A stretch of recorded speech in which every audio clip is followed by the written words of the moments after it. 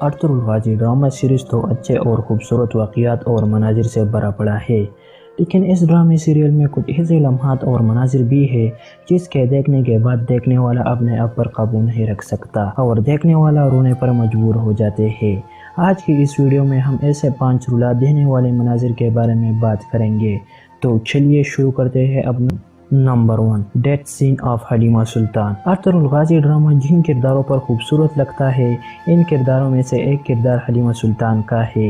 حلیمہ سلطان کی موت Ertugrul Ghazi کا سب سے افسوسناک اور رلا دینے والا منظر ہے۔ حلیمہ سلطان کی موت پر ارطغرل غازی جتنا رویا تھا کہ کوئی عاشق اپنے محبوب کے موت پر اتنا نہیں رویا ہوگا۔ حلیمہ سلطان کی موت نے کئی قبیلے والوں کو اور خاص کر ارطغرل غازی کے بیٹوں کو بہت دکھ دیا۔ جو مداح اس منظر کو دیکھتے ہیں تو اس کے آنکھیں پرنم ہو جاتے ہیں، اور جنہوں نے یہ منظر دیکھا ہے وہ یقیناً اپنے آنسوں پر قابو نہیں رکھ پا سکے۔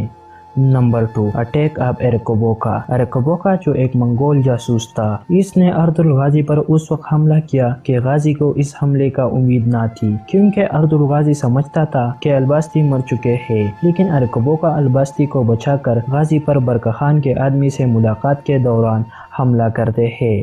اس حملے میں ارطغرل غازی کے 2 سپاہی مرگن اور دمرل شہید ہوتے ہیں اور غازی کا جانباز دوست ترگت شدید زخمی ہوتے ہیں، جبکہ ارطغرل غازی کو رسیوں سے باندھ کر پکڑ لیتے ہیں۔ یہ منظر ارطغرل غازی ڈرامے کے افسوسناک مناظر میں سے ایک ہے۔ Number 3، death scene of Ertugrul Ghazi.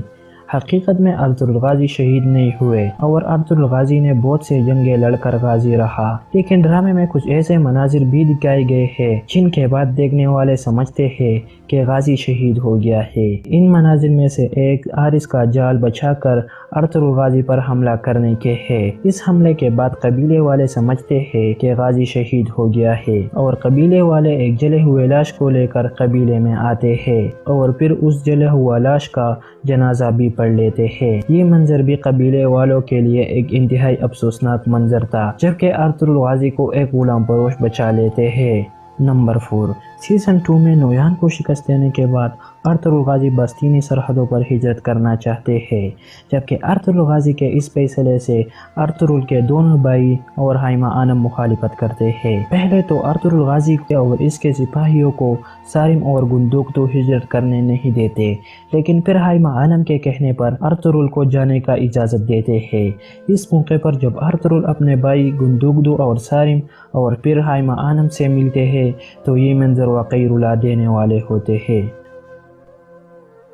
Number 5، season 3 میں جب سیمون ترگت کا استعمال کر کے ایک خط کے ذریعے ارطغرل غازی کو زہر دیتے ہیں تو قبیلے والے سمجھتے ہیں کہ غازی شہید ہو گیا ہے اور اس کا الزام ترگت پر لگاتے ہیں۔ ترگت بنا کچھ کہے اپنے آپ کو دھندار کے حوالے کرتے ہیں۔ دھندار ترگت کو مارنے کی کوشش کرتے ہیں، لیکن دوہان اور بامسی ترگت کو بچا دیتے ہیں۔ اسی دوران ارطغرل غازی صحتیاب ہو کر اتک بھائی کو کہتے ہیں کہ کسی کو خبر نہ ہو کہ میں زندہ ہوں اور سپاہیوں کو تیار کر کے نہلی بازار پر حملہ کرنے کے لیے روانہ ہو جائے، اور پھر یہ بھی کہتے ہیں کہ ترگت کو بھی اپنے ساتھ لے جائے۔ دھندار سپاہیوں کو اور ترگت کو لے کر جب بازار پر حملہ کرنے کے لیے جاتے ہیں تو راستے میں ارطغرل غازی آ کر سب کو سرپرائز کر دیتے ہیں۔ پہلے تو سپاہیوں کو اپنے آنکھوں پر یقین نہیں ہوتے، لیکن جب ارطغرل غازی قریب